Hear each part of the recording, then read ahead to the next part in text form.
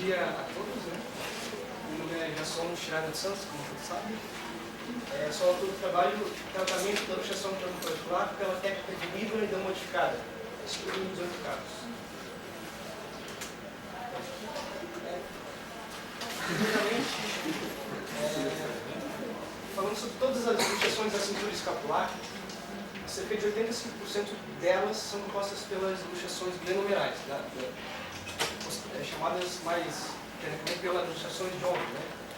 E cerca de 12%, né, delas são compostas pelas luxações acromioclaviculares.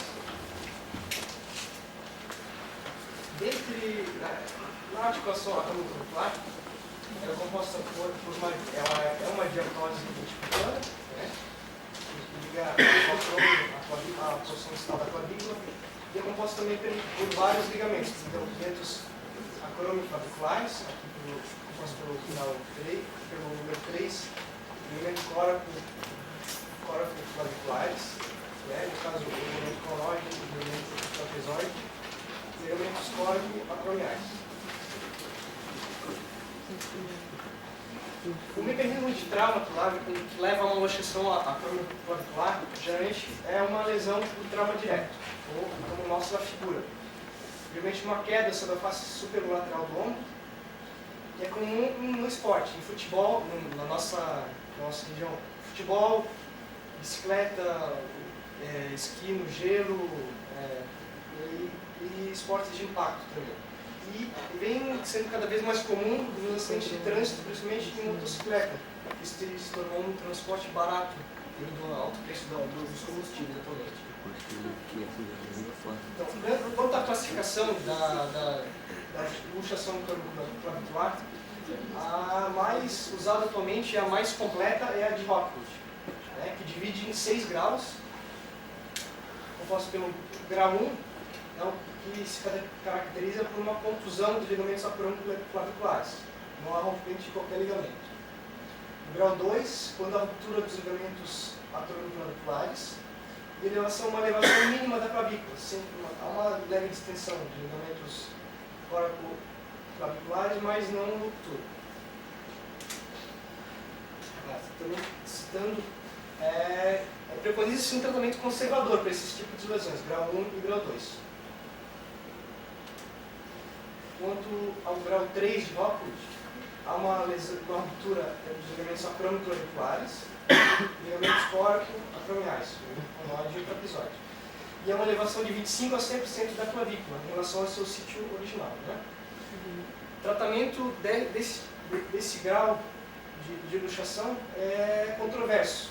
Alguns preconizam tratar conservadormente, outros cirurgicamente, né?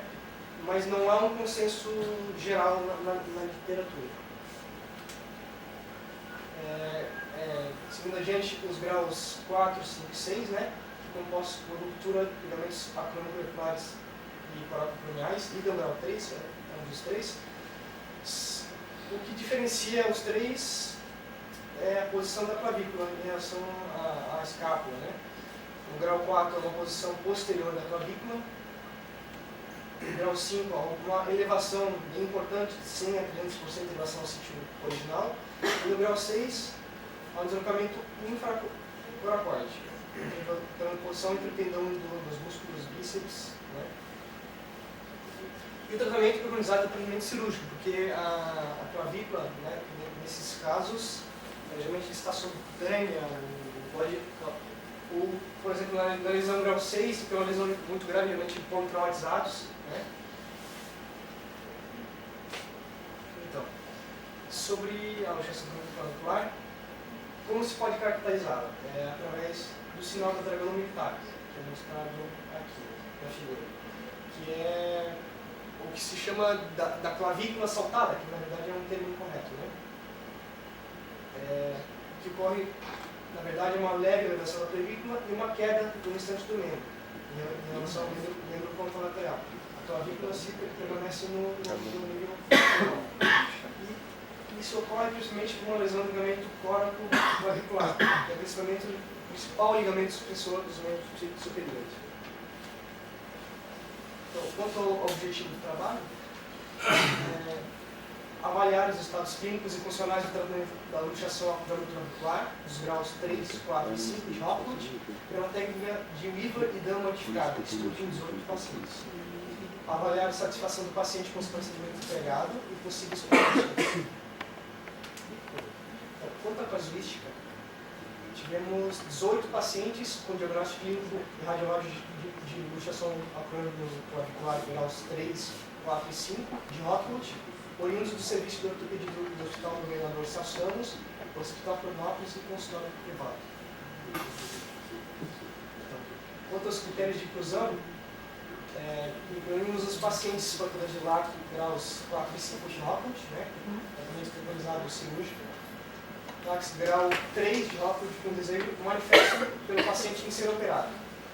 Aqueles escolhidos foram os portadores de LAC graus 1 e 2, onde o tratamento preconizado é conservador, e os que se submetaram ao tratamento conservador e tratamento cirúrgico, no caso do grau 3.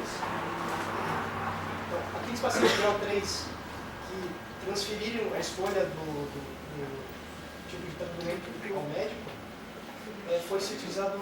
utilizou-se os critérios de Stephen Cochran descritos em 1995, onde se fala a favor e contra a cirurgia. Paciente jovem, magro, atlético, trabalhador de sal, lesão em braço, em ombro dominante, articulação redutiva e produção simultânea seriam critérios a favor da cirurgia. Então, composto de 18 pacientes, sendo que a maioria ficou na terceira e quarta décadas de vida, que é a literatura cita como a principal idade de risco para esse tipo de trauma. Principalmente masculinos, 15 a 18. Etiologia, nós tivemos entre futebol, pedal e moto, grande porção de toda a casuística. Principalmente o grau 3 de moto. Então, sobre a técnica cirúrgica, alguns pontos importantes, seria a osteotomia da porção distal da clavícula, para que se evite uma posterior artrose da articulação clavicular e dor, Isso é um pós-operatório mais prolongado. A incisão é na região anterior do ombro, com exposição da articulação crânio-clavicular. No caso, aqui vemos o úmero, clavícula e ligamento clavicular.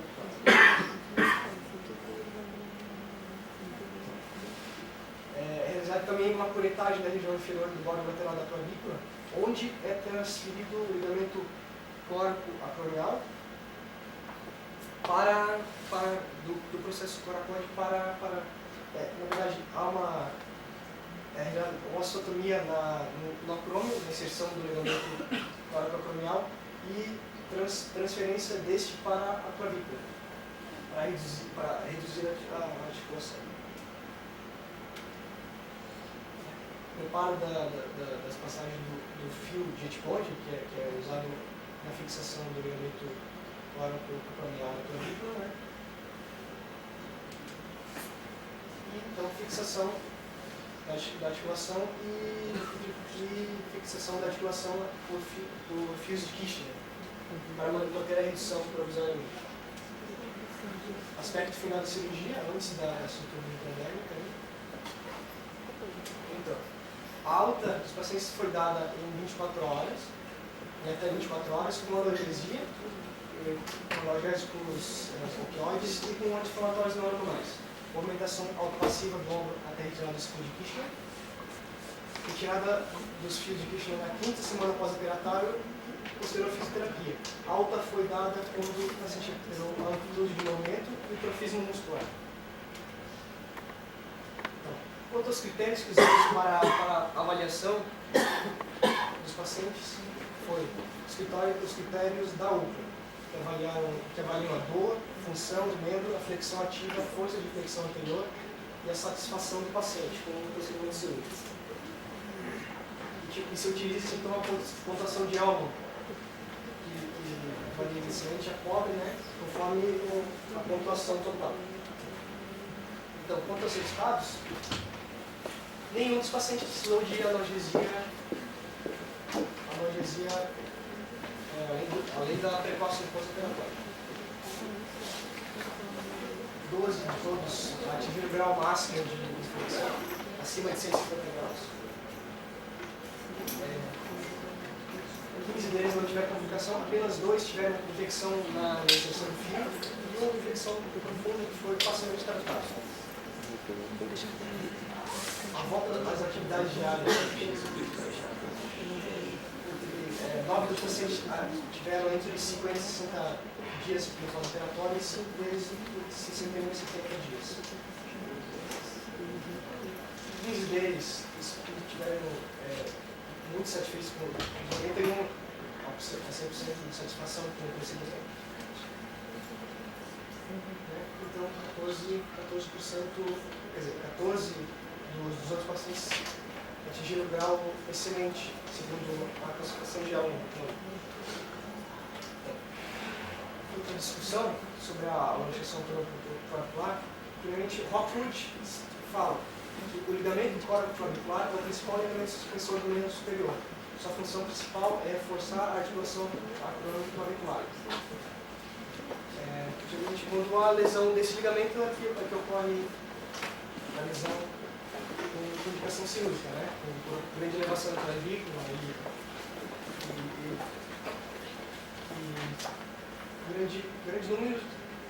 grande número de técnicas existe para o tratamento desse tipo de luxação. E devido à grande dificuldade para instalar o balanço de forças nessa articulação. Existem mais de 50 técnicas cirúrgicas e várias técnicas conservadoras e nenhuma conseguiu excelência, né, no estabelecimento da anatomia e da função. O trauma nos nossos pacientes ocorreu principalmente em indivíduos masculinos, 83,3%, Hopwood e Young falam que pode alcançar uma posição de 5 para 1. Neto teve acompanhamento médio de 10 meses e 5 dias, né? Além de 3 a 16 meses. E o Ivanilda é acompanhado por média de 35 meses. 16 a 52 meses. No nosso trabalho, nós acompanhamos em média 13 meses e 10 dias dos pacientes. Tivemos deformidade persistente em 2 casos, né? Neto teve persistência em 27,3% dos casos, Scandiuse 23,8%. Né? No caso, nós tivemos uma persistência de formação um pouco menos dos casos. E Phillips, um grande estudo que foi realizado, com cerca de 1.100 pacientes, ele fala que não se deve recomendar uma técnica cirúrgica, né, em detrimento da técnica conservadora, se essa tiver menos de 3%, se essa não tiver menos de 3% de dor, redução de força do ADM, amplitude de movimento, ou em menos de 10% de resultados insatisfatórios. Complicações em 16,6% dos casos, né, somente por infecção. Não teve laço de complicações, Scandiuse 31,1%, levou 21% e Rico 10,5%. No caso, estamos de acordo com a literatura. Concluindo, a técnica estudada demonstrou-se efetiva no tratamento da luxação crânio-auricular, nos graus 3, 4 e 5 de Rockwood, obtendo 94,6% de excelentes e bons resultados, segundo os critérios da úrcula e possibilitando a volta às avidez, em média 85 dias após a cirurgia. O método estudado demonstrou ser capaz de manter a redução obtida nesse nível de 88,8% dos casos e proporcionar alto índice de satisfação do paciente com o resultado do tratamento. As complicações aconteceram em decorrência de infecção periantrossímos na ordem de 16%, sendo sua maioria superficiais e de fácil controle clínico. A presença de dor residual ocorreu em 16% dos pacientes, porém, de forma leve, não exigindo uso de analgésicos. Então, última foto. Esse é o Alexander Barros, o brasileiro que corre na categoria MotoGP, né? Que seria correspondia à Fórmula 1 em 2 rodas, e ele tem uma obstrução clavicular.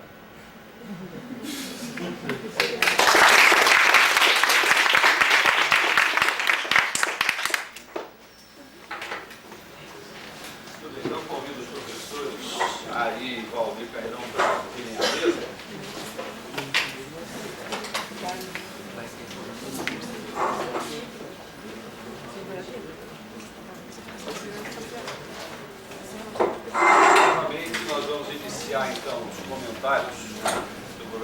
Valdir, rogando a ele que não tratasse os 5 minutos regimentais, lembrando ao Jason que ele tem depois no final do comentário da banca mais 5 minutos para fazer a sua réplica. O professor Valdir Cairão, então, hoje é convidado aqui para esse trabalho da nossa disciplina de ortopedia. Ele não é ortopedista, mas nos honra aqui com a sua presença hoje para fazer os seus comentários. A gente sabe que já está havendo um atraso nesses trabalhos e houveram alguns contratempos nos trabalhos anteriores. Vamos procurar ser o mais breve possível, até porque não fazemos parte dessa especialidade, mas é um prazer muito grande estar numa banca, juntamente com o professor Bernardes, o professor Ari Moré, que nós temos uma grande apreço, uma grande consideração. Inicialmente, eu gostaria de parabenizar o doutorando Jason dos Santos pela sua iniciação num trabalho científico. E se a presidência da mesa, o membro da mesa me permitisse que eu pudesse estender esses parabéns ao pai do Jason, que foi nosso colega, e então está de parabéns não só por dar algum tipo de orientação na feitura desse trabalho, mas por estar formando um filho médico. Então nós, se a mesa realmente nos permite, a gente parabenizá-lo. Em relação aos comentários do trabalho, aos comentários específicos da especialidade, eu gostaria de deixar aos dois profissionais da área, aos professores, seriam mais gabaritados para essa análise. Apenas gostaríamos de fazer alguns comentários sobre a apresentação oral do Jason. É claro que o nervosismo natural toma conta nesses momentos, mas, de uma forma geral, a apresentação foi muito boa, se ouve muito bem, e gostaríamos de enaltecer a qualidade dos slides, todos os slides que facilitaram bastante a apresentação oral do seu trabalho, somente aqueles em que ele incluiu imagens junto com textos. Isso, para quem não é especialista, favorece bastante o entendimento. O que a gente poderia fazer não como crítica, mas como uma forma de estimulá-lo para apresentações futuras, seja como você, ou como uma apresentação de um trabalho científico seu no futuro em alguma outra plateia, a maior firmeza, ou seja, a gente tenha certeza que esse trabalho foi lido, relido, que tem conhecimento profundo e pleno dessas 30, 40 folhas. Então, às vezes, isso tem que ser mais enfatizado, ou seja, às vezes a garra com que você defende o seu trabalho faz uma diferença numa plateia que está assistindo a apresentação oral. Então, é claro que há uma certa inibição inicial, mas isso sirva aí como estímulo, deva ser vencido. Procurar enfatizar, mas usar uma das palavras, isso às vezes houve uma entonação constante de voz, que às vezes torna um pouco monótono a apresentação. Então, em relação à apresentação oral, os comentários que a gente iria fazer seriam esses, e parabenizar realmente o Jason dos Santos, e transferir agora para o presidente da banca para que os especialistas possam melhor julgar o seu trabalho científico. Os agradecimentos ao professor Valdir, passamos sem delongas ao professor Ari Moré. Muito bem, mais uma questão. Eu gostaria de agradecer pelo convite de estar presente nessa banca, especialmente o Jason, além de aluno, um grande amigo da gente, tanto ele quanto o pai. Temos um prazer grande ter ele presente aqui na plateia. E novamente eu enfatizo as observações que nós vamos fazer, que não são muitas, inclusive, né? Só para somar no trabalho. Então, vimos aqui, por exemplo, a introdução, nada a contestar, e os objetivos. A gente vê nos objetivos que eu não sei se seria interessante até separar os objetivos, porque eu vi que tem 4 grandes objetivos do trabalho, que eu entendi. O primeiro foi avaliar os resultados clínicos e funcional da cirurgia. Então aí a gente vê lá que é a primeira conclusão. Então vamos comparar a conclusão com esse primeiro objetivo. Então aqui diz que avaliar o resultado. E diz que a técnica estudada mostrou Aí, ó, outra coisa, conclusão é no presente. Então, mostra-se efetiva. Mostra-se efetiva, tá? No presente. E o tratamento das luxações acromioclaviculares, grau 3, 4 e 5 de Rockwood, obtendo-se. Então, aqui não botaria também número. A gente evita botar percentual na conclusão. Então, dizer, excelente resultado na maior parte dos casos, seguindo o critério da UCLA, possibilitando voltas à atividade da vida diária em média de 85 dias pós-cirurgia. Segundo objetivo foi avaliar a satisfação do paciente. Então, aí, a satisfação do paciente, que é um dos critérios até da avaliação da UCLA, e você ali botou que o método estudado demonstra, então, não demonstrou, demonstra ser capaz de manter a redução obtida na cirurgia, na maioria dos casos, então 88%, e proporcionar alto índice de satisfação do paciente com o resultado do tratamento. Então, segundo a ótima, segunda conclusão, o segundo objetivo. O terceiro objetivo foi avaliar complicações. Então, vemos as complicações e você bota ali no terceiro item que as complicações acontecem, não aconteceram, em decorrência de infecção do trajeto do fio, em poucos casos, aqui não seria 100%, né, em alguns casos, sendo que a maioria seria superficial e de fácil controle clínico. E a última seria avaliar a presença de dor residual e a necessidade de uso de analgésico. Estou falando isso separado porque quando a gente lê em cima, vê lá, né, avaliar a satisfação do paciente e possíveis complicações. Então botar na ordem que você botou aqui no objetivo e na conclusão. Então o último seria então avaliar, que seria a quarta conclusão, seria a presença de dor residual, ocorre, não ocorreu, ocorre, e em alguns casos, seria 16%, de forma leve, não exigindo o uso de analgésico. E isso seria o primeiro. Então, e outra coisa que eu gostaria de enfatizar junto ao trabalho foi, por exemplo, eu vi que está muito bem feita aqui a parte de métodos, tem alguns errinhos aqui, por exemplo, na página 8, você botou ali que foram, na verdade são todos 18 casos, e aqui na tabela 6 aparece 21. Isso, e aí tem embaixo, diz aqui os valores, mínimo, médio e máximo ali, por exemplo, o mínimo foi 3, está lá, né, de 1 a 10, mínimo 3, o máximo 21, mas a gente vê aqui em dias, né, só que tem de 1 a 60 dias, de 1 a 60 ali, então não pode ser 21, então algum erro ali houve também, não, certo? Ali deve ter algum, então, tá? Para mostrar que eu li trabalho. Bom, com relação à parte de demonstração cirúrgica, a parte clínica excelente, tanto aqui quanto na apresentação. Eu acho que até para fazer uma cirurgia dessa agora aqui também, já vimos aqui, mas realmente interessante, e foi muito bem exposto. E quando a parte da avaliação ali está muito bem explicado, tanto na parte de metodologia, quanto na parte de resultado, item por item ali da classificação da UCLA, está excelente. Foi colocado. Agora, eu acho que uma coisa eu colocaria na discussão que fator relacionado ao trabalho. Porque, por exemplo, foram 14 casos de grau 3, 2 grau 4 e 2 grau 5, não foi isso? E não houve discussão nenhuma separando esses graus. Então, eu acho que deveria ver se houve diferença entre 3 graus e 5. Que a gente vê, por exemplo, naquela tabela final, que eu estive separando até. Aqui, por exemplo, na tabela 2, a gente vê que o grau 4 foi o 4 e 6. Então, e o grau 5 foi o 18. Será que se esses casos aqui não houve diferença, 12 e o 18, será que não houve diferença de resultado, ou no procedimento cirúrgico, quer dizer, fazer uma discussão em cima do procedimento, será que é tudo igual, operar um ou outro, então, eu acho que seria interessante discutir isso. Outra coisa que a gente vê é o número de dias que foi operado o paciente. Por exemplo, a gente vê que o caso 10 foi operado com 38 dias.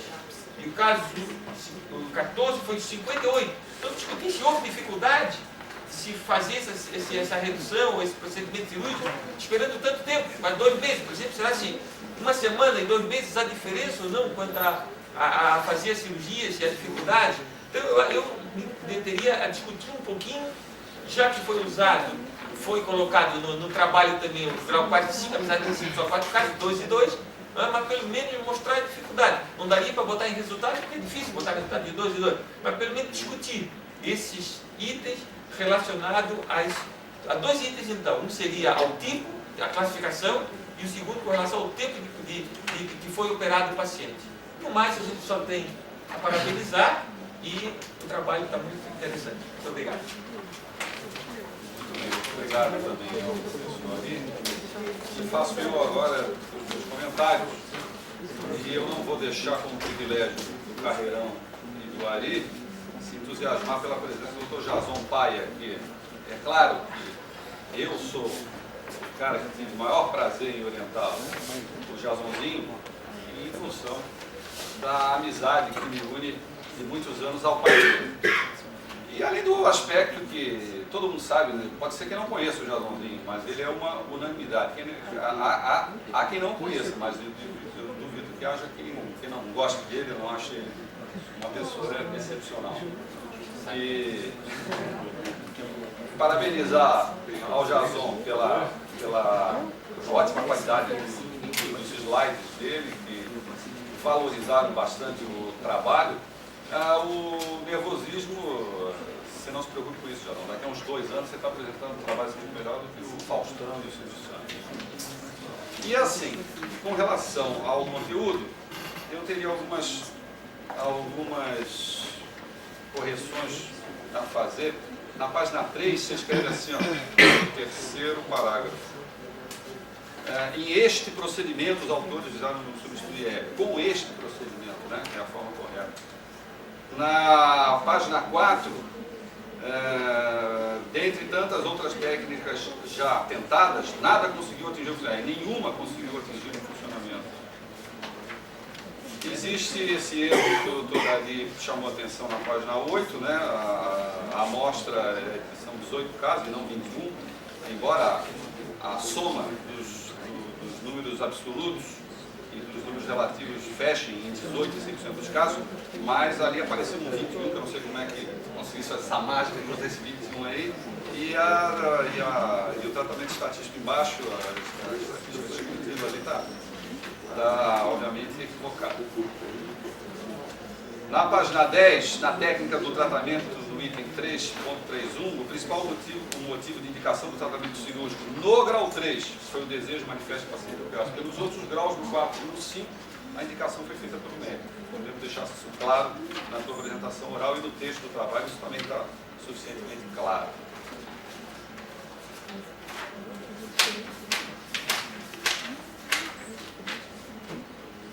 Bom, você usa na página 25 o termo instrumento exógeno, tende a ser lidado por esses corpos exógenos. Vamos ter que achar um outro termo. Corpos exógenos, para ortopedia é um negócio meio estranho. Implante, né? Senão o doutor Emanuel vai pensar que é um ET que entrou na história aqui. Então nós vamos falar em implante, mas esse negócio de corpos exógenos você vai ter que achar um outro termo porque ficou um negócio muito feio. Existe um erro na página 27, que eu não sei o que aconteceu, se é só a minha cópia, quero até conferir com os colegas, o terceiro parágrafo termina na minha cópia assim: nosso projeto está em concordância com a literatura, visto que, e acabou. Não tem mais nada, não tem ponto, não tem mais a frase. Visto que, e da Mas aí ele botou 2 pontos. Não. Eu não tenho 2 pontos, não tem nada. É visto que, e ali faltou alguma coisa, o computador comeu o resto da frase. E eu acho que as conclusões ficaram boas. Existe esse erro do tempo verbal, no presente, realmente.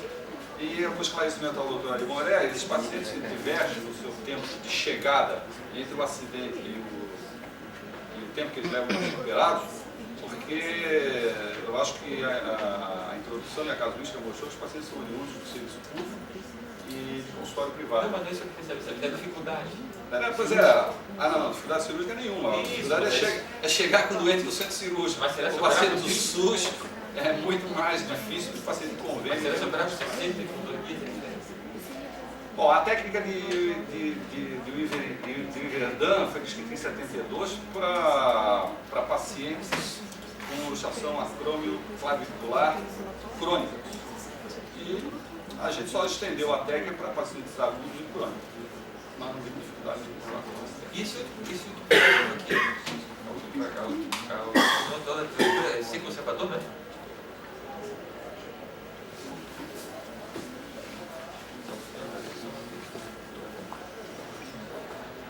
é assim, ó. A opinião atual da literatura média pretende a falta considerada da LAC grau 3, apesar de não haver um consenso absoluto acerca do tratamento. Essa última frase aqui eu acho que eu tinha arriscado toda também. Não sei como é que isso apareceu também aqui, mas deve ser atribuído ao seu Bill Clinton, ao Bill Gates, que fabrica o Word. Não, porque senão você for contra toda a É literatura. lógico, essa frase não cabe. Já não tem uma frase final na página 28 que precisa ser retirada, né? É essa última frase toda. A opinião atual da literatura é favorável ao tratamento conservador das LAC grau 3. Não é assim, né? O consenso é que LAC grau 3 a gente deixa o doente decidir. LAC grau 4 e 5 o médico decide pelo paciente, faz uma indicação formal. O 3 você deixa o doente decidir, porque a gente sabe que os pacientes com luxação acrômio clavicular grau 3 podem conviver com essa deformidade pela vida toda sem que se traga nenhum tipo de limitação funcional, profissional, sem dor, etc. Então, como todo ato cirúrgico seja um risco, a gente deixa isso claro ao paciente e ele que escolhe se ele quer um caminho cirúrgico ou tratamento conservador. Então a ideia não é essa expressa nessa última linha. Já são 5 minutos para a réplica. Então, primeiramente, agradecer a banca, né, a senhora Roger Carreirão, os Juvenais, o doutor pela contribuição ao trabalho, né, e a todos os presentes, o pai, que saiu, mas...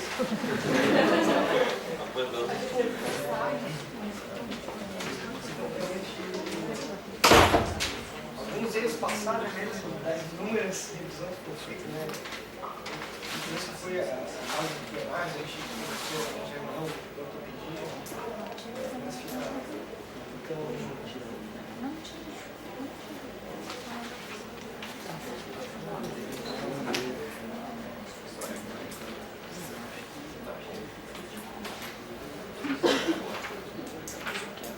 Acabou a réplica, João? Tá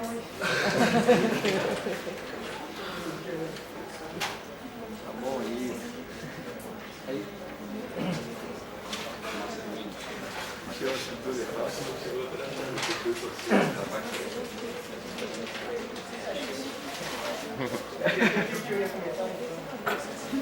Declina do resto do seu tempo, mas já tem uns 3 minutos. Não quer fazer o... Só agradecer os tribunais, né?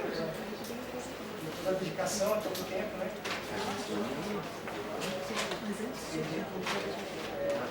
Normalmente é meu pai, praticamente todos os livros que estão na literatura foram emprestados dele, né?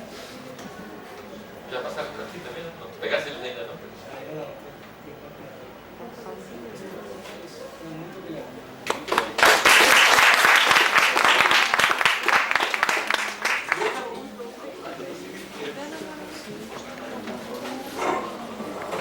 Ah, le sombre agora ainda estão na nossa. Para a posterioridade.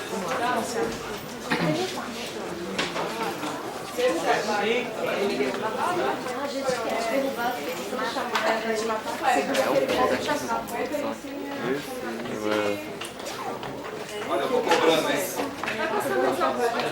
Parabéns. Ô, Ju, vai passar outros meses. Só um par.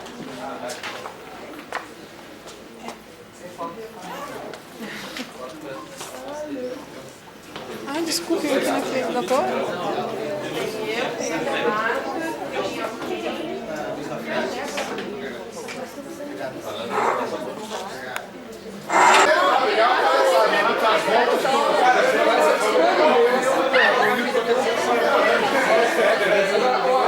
Bom dia, pessoal.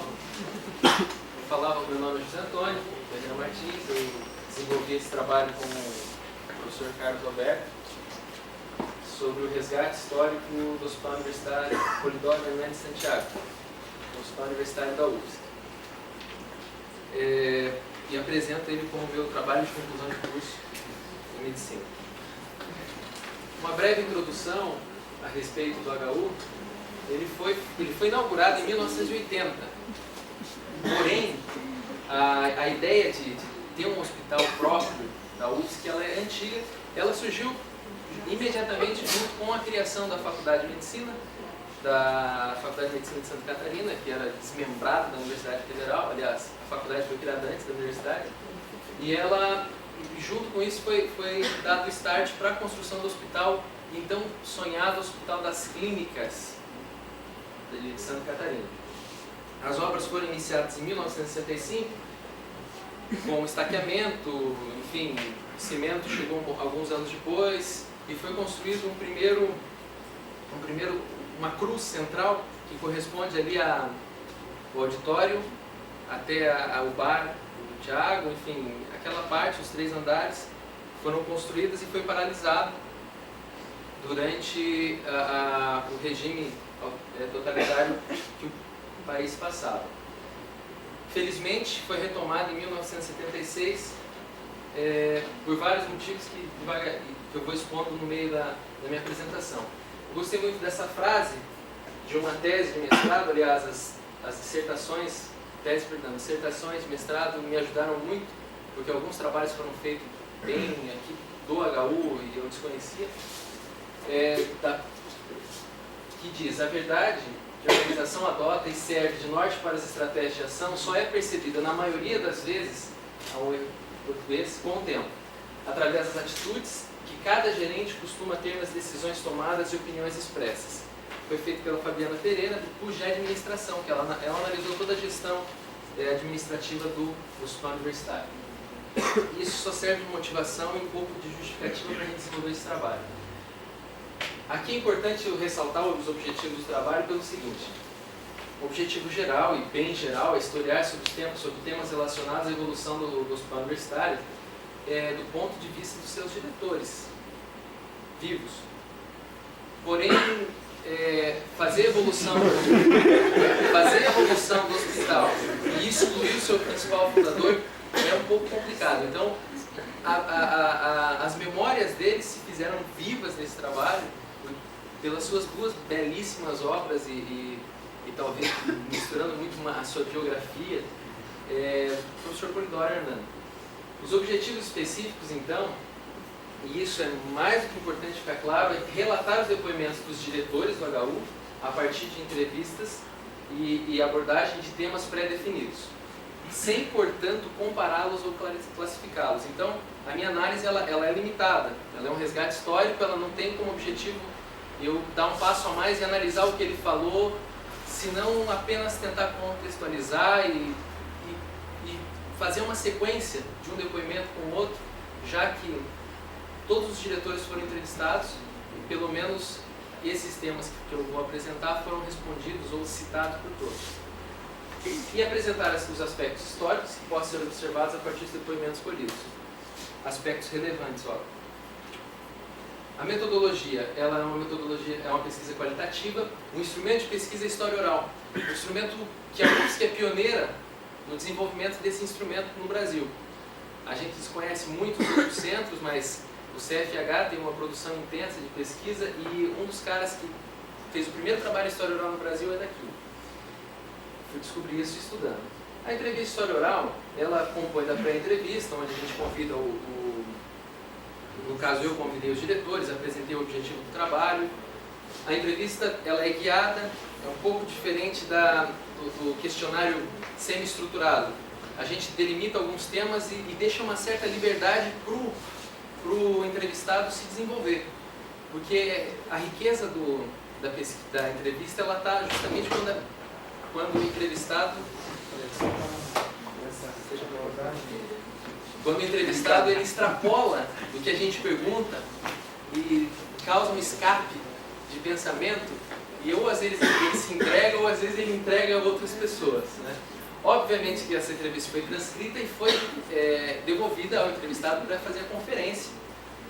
Mediante a conferência ele assinou um termo de consentimento livre, esclarecido, aprovado pelo Comitê de Ética, assim como o trabalho, para que eu pudesse utilizar todos os dados, inclusive nominando esses entrevistados, já que a minha amostra ela é intencional. Então, quer dizer, só entrevistei os diretores. Participou da história do HU milhares de pessoas, eu me restringi aos diretores gerais. subdiretorias, né? E o teste, eu tive o cuidado até, que talvez isso é uma coisa que passa a ser rotineira, mas eu tive esse cuidado e gostei de tê-lo, de testar o questionário com uma pessoa que me abriu bastante a visão em relação à história da UFSC, que é o funcionário mais antigo da Faculdade de Medicina da nossa faculdade. E ele me mostrou que o meu questionário estava um pouco errado, e aí eu consegui reestruturá-lo e a partir daí caminhar. Então, o Luiz Henrique Prazeres que me ajudou e incentivou durante toda a pesquisa. Os sujeitos das pesquisas, como eu já disse, são os diretores. A metodologia, eu destaco uma frase, os temas selecionados foram, rapidamente, a participação dos diretores na implantação do HU, o início das atividades de cada diretor no HU ou na UFSC, às vezes o HU, em alguns casos os diretores, o HU não existia, os diretores já trabalhavam, a transferência e resistência da transferência de serviço para o HU, dificuldades ao assumir a direção, eleição para diretor do HU, ensino, pesquisa e assistência como paradigma, o professor Marcos talvez não, mas como espaço de trabalho, né, temas para o diretor trabalhar, relação HU com a reitoria, conselho, diretor, relação com o governo federal, as fundações do HU, privatização de leis do HU, projeção na comunidade, a maternidade e implantação de serviço. Eu vou apresentar esses resultados, mas antes eu gostaria de falar uma frase que resume um pouco a minha limitação metodológica, pelo seguinte: é muito difícil retratar do texto transcrito o clima da entrevista, os gestos, a voz, a entonação, as ênfases do entrevistado. Assim, uma pontuação errada ou exclamação a menos muda o sentido do que foi dito. Um gesto feito que não é gravado, mas visualizado, permitiria entender melhor uma frase que, a escrita por vezes, não apresenta sentido algum. Essa talvez tenha sido a minha maior frustração metodológica, porque é maravilhosamente gostoso entrevistar pessoas que vivenciaram certos fatos. Os resultados eles serão baseados nos depoimentos dos entrevistados e também no depoimento retirado da obra do professor Polidoro, que ele escreve muitas coisas em primeira pessoa.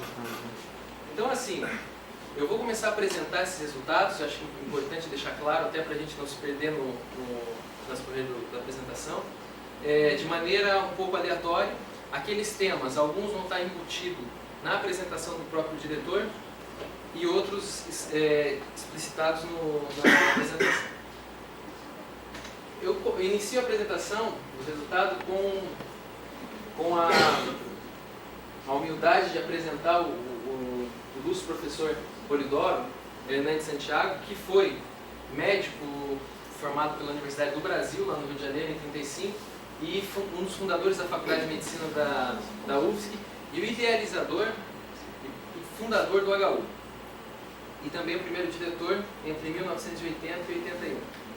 A história do professor Polidoro, ela se confunde até um tanto quanto com a história da faculdade e determina a história do HU.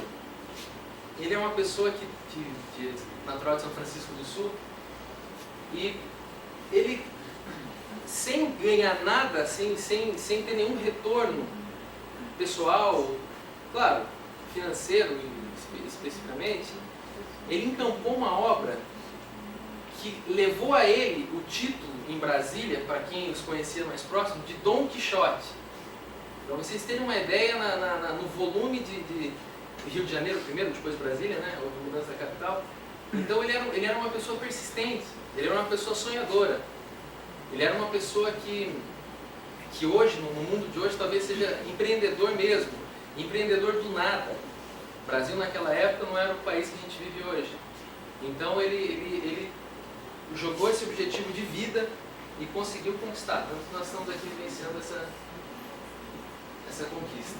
O HU ele iniciou então lá em 1965, estaqueamento e tal, as primeiras obras, seguindo com a paralisação em 1971, aí uma foto de 4 anos de paralisação, e claro, gera uma frustração, até porque esse acho que foi o primeiro elefante branco da UFSC, depois veio o Centro de Convenções. Então o HU ele ficou parado, abandonado, estruturas se roendo. Porém, aconteceram alguns fatos interessantes. Eu vou relatar rapidamente, não que tenha sido feito, não que tenha feito parte desse momento da pesquisa, pois a pesquisa abrange a história da Faculdade de Medicina. Eu estou preocupado com o teu tempo. Tem que dar uma... Tá, obrigado. Então, por um evento, por uma ajuda dos estudantes, o hospital ele pôde conquistar o seu espaço e retomar as obras com autorização e envio de dinheiro da Caixa Econômica até a sua conclusão. Porém, ele precisava ser equipado. E isso aconteceu, ele precisava ser equipado e colocado em funcionamento. Aí, os equipamentos vieram por outro tipo de financiamento, mas colocar em funcionamento foi uma tarefa complicada. Analisando o relato do relato das entrevistas sobre a transferência, percebe-se que houve uma resistência na transferência de algum serviço para o HU. Inicialmente vieram serviços de clínica, médica e pediatria, porém o serviço de cirurgia, com justificativas plausíveis hoje, ao analisar mais friamente, não se transferiram inicialmente, pois faltava UTI e centro cirúrgico adequado. Isso veio acontecer mais tarde com a criação desse serviço. As dificuldades ao assumir o HU, cada diretor teve a sua. O professor Polidoro, em implantar o serviço, transferir o HU, formar uma equipe. O professor Nelson, em inaugurar vários outros serviços e conseguir verba. O professor Alberto, ele refere que também a questão do financiamento estava bem, na época, uma transição para o SUS. Isso merece uma análise um pouco mais profunda, que eu não vou fazer no momento. O professor Marcelino passou por reformas previdenciárias que acarretaram na demissão de vários profissionais. Isso precisava ser administrado. Interpestes temporais, enchentes que estragaram aulas do HU, enfim. Cada um dos diretores passou por uma dificuldade, mas conseguiu superá-la e manter o HU em funcionamento até hoje. Dr. Nelson Grisardi, segundo diretor, formado pela UFPR, assume o HU pela aposentadoria compulsória do professor Polidoro e tem a função de estruturar, graças à sua experiência em administração, na época que ele já havia administrado os outros hospitais. Ele que apresentou a primeira proposta de dar o nome de Polidoro Santiago para o hospital, que foi rejeitado pelo Conselho Universitário por motivos legais, enfim, mas não justificáveis a ponto de ser rejeitada. Mas isso, com o movimento dos funcionários, o movimento dos médicos, enfim, estudantes, alcançou a nomeação, a titulação do hospital como Polidoro Hernandes Santiago esse ano. E o campus com o João David Ferreira Lima. Aqui o professor Nelson, historiando lá o equipamento de raio-x, que já nem deve existir mais. Bom, ele enfrentou a questão do ensino, pesquisa e assistência, assim como os outros. Mas, resumindo, assim, talvez a ideia de todos os diretores, o ensino, a pesquisa ela foi a última a ser encampada no HU. Não vou descrever agora, talvez, quais foram as principais. O mestrado foi um marco importante que todos citam, mas o ensino e a assistência, na visão de todos, eles devem existir e se complementarem, e não se competirem. Isso é uma coisa que talvez de vanguarda no Brasil, que precisa ser, que está sendo mantido. O Conselho Diretor, que é um órgão que funcionou durante algum tempo, e depois não funcionou mais a partir da gestão do Dr. Alberto, talvez se reuniu as últimas vezes, ele era um órgão que tinha uma função de coordenar o hospital de maneira democrática. Falar em democracia na época que ele foi fundado era difícil, porque estava se terminando a era totalitária, iniciando a democratização. E esse conselho diretor foi o palco de muitas discussões, de muita elevação do morte, de relato do Dr. Nelson. Isso acarretou numa coisa interessante para o HU, que foi as eleições para diretor do HU, que acarretou outras consequências. Então o HU ele é um hospital de vanguarda. Ele foi o primeiro hospital de Santa Catarina a eleger um diretor, que foi o professor Alberto. Na época, chapa única, mas enfim, o processo aconteceu, as pessoas puderam manifestar suas ideias. O professor se formou em 73 aqui na UFSC e iniciou sua atividade lá no Hospital de Caridade. Em 75 foi o terceiro diretor por 2 gestões. Ele, né, numa posição talvez diferente, e ele foi, né, protagonizou essa questão das eleições para diretor de Agau. Só que isso gera consequência. Você não partidarizar um hospital, não deixar o hospital atrelado a uma ideia política, a um grupo, que ele possa eleger, nomear o diretor e mandar, gera consequências. Gera diminuição talvez da verba ou mais dificuldade. E isso o Dr. Alberto ele relata bem nas suas idas para Brasília e todos os outros, né, diretores, onde, apesar de Brasília ter um aspecto técnico importante, eles trabalham, o número de leito, valores, o André apresentou, um leito custa R$300, eles pagam 17, então eles têm um aspecto técnico em relação a isso, mas a política ela impera. E uma das coisas talvez engraçadas que o Dr. Alberto apresentou é que as bancadas gaúchas e nordestinas são especialistas em conseguir dinheiro. Então, quando eles chegavam lá, sem muito apoio, talvez perdesse o espaço para esses outros protagonistas lá. O professor Otmar Bauer foi o 4º diretor, que conseguiu, pela evolução da negociação política, poderia dizer assim, implementar uma das coisas que tornou o HU de deficitário, como ele era chamado lá em Brasília. Pô, vocês têm um cabide de emprego e sobra funcionário e falta leito. Ele transformou no hospital mais ou menos equiparado. Não ele, um esforço conjunto. O Dr. Alberto fez a parte física da maternidade e ele acabou inaugurando. Aqui ele, em alguns outros momentos, recebendo uma premiação lá do IPE, Instituto de Biologia e Engenharia Biogenética. Ali o velho Polidoro, o reitor, na época, provavelmente assumido, e lá ele como patrono da turma de 76, se eu não me engano. A maternidade do HU foi uma vitória, aumentou o número de leitos, porém não substituiu funcionários. Então o HU ele ganha um espaço, 95, 96, porém não consegue suprir aquela deficiência de funcionários, porque o governo não abre concurso. E isso gerou, usando a expressão, um jargão, um mal necessário. A contratação maciça via fundação. E é aí que a fundação entra na história do HU. Uma contratação maciça de funcionários. Nessa transição, o professor Marcelino, quase meu co-orientador desse trabalho, ele, que se formou em 78, iniciou a atividade aqui no HU, organizando o ambulatório dos doutorandos da 12ª, em 81, foi o 5º diretor de 96 a 2000. Ele relata que na verdade, mesmo e usando a palavra dele, se o senhor me permite, mesmo contrariado, o HU precisava funcionar, e precisava de funcionário, já que o governo não abria concurso. Por isso, está aqui o professor lá no Caridade, como aluno, aqui como patrono. Cabelão.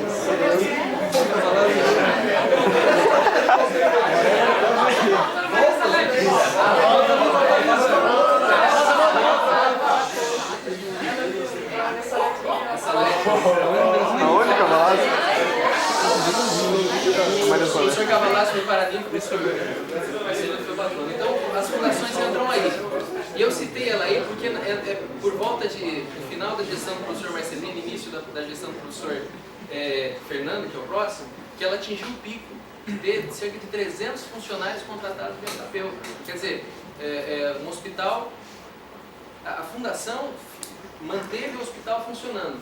Caso contrário, o fechamento de leitos seria inevitável, assim como ocorreu em outras situações que não foram mencionadas nas entrevistas. Diante disso surge um dilema, poxa, o HU está sendo privatizado, a fundação, enfim, levantado por bravis de oposição ao sistema, e isso envolve movimentos sindicais, estudantis, de toda a natureza, dizendo que o HU estava sendo privatizado, e na verdade o HU estava sobrevivendo. Todos os diretores foram categóricos, não houve nenhuma possibilidade ou ameaça de privatizar o HU, apesar de no início, fazendo parte talvez daquela resistência, e eu me julgo incapaz de dizer se com certeza, alguns médicos achavam que o HU devia ser estilo Hospital Caridade, atender pacientes privados, atender pacientes públicos. Então, passando esse início, prevaleceu sempre por força desses diretores, que merecem toda nossa estima, prevaleceu o HU público, 100% gratuito. Continuando nossa história, a gente chega no professor Fernando Osni Machado, médico de 79, iniciou suas atividades no HU em 82. A história dele é interessante, ele foi um ativista, assim como o professor Marcelino, diferente do Dr. Alberto Sterpense, que na entrevista disse que não participou muito do movimento estudantil. O Dr. Fernando, ele conta na entrevista rapidamente que se viu cercado pela Polícia Federal 3 vezes na época que ele era estudante. Uma quando ele estava assistindo um filme, O Apito da Panela de Pressão, do diretório acadêmico, e aí de repente avisaram, ele saiu um pouco antes, quem ficou parece que sofreu um pouco nos petelecos da Polícia Federal. Havia informante dentro da sala de aula. Havia os dias, né? Isso era uma coisa complicada e esses alunos sofriam. E então, mas participou. Abraço ao Palácio, enfim, vários outros atos, até a evolução para o HU, né? Ele participou da inauguração da UTI do nosso hospital universitário. Eu apresento, talvez não contextualizando ele, mas todos os diretores, que a relação com a reitoria e o HU ela sempre foi fundamental. E ela sempre foi um peso na balança para cobrir o déficit que o SUS dá para o HU.